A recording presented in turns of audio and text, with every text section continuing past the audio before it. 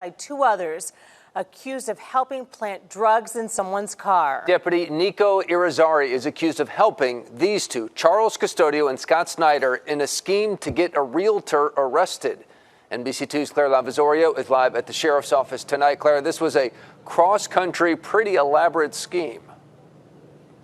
That's right, Peter. Deputies had to travel all the way to Texas to arrest one of the men involved in this elaborate scheme. But let's take you here to Lee County with what we know. Nico Irizarry was a deputy here at the Lee County Sheriff's Office, and the sheriff said he had no problems with him in the time that he was here.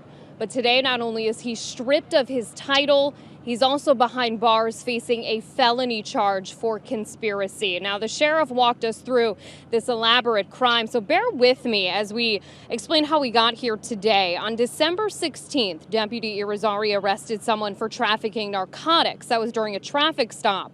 But in January, the Internal Affairs Division received information that something was fishy about that arrest. So Sheriff Carmine Marcino started an investigation, and that investigation uncovered a conspiracy to plant drugs in a car and arrange a traffic stop once they were planted. The sheriff says the first suspect, named Charles Custodio, didn't like the driver who was originally arrested in that traffic stop. So he hired suspect number 2, whose name is Scott Snyder.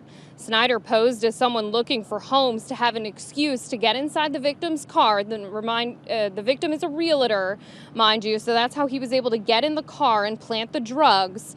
Once those drugs were planted, Custodio called the deputy to stop the victim's vehicle and find the hidden drugs.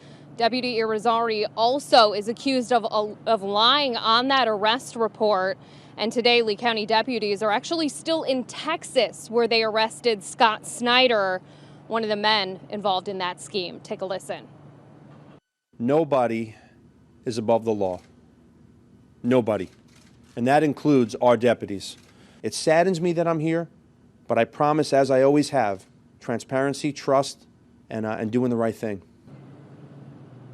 The sheriff saying today that he has fired former Deputy Irizarry. Now, I was able to get that former deputy's personnel file, which is hundreds and hundreds of pages of information related to his employment here at the sheriff's office.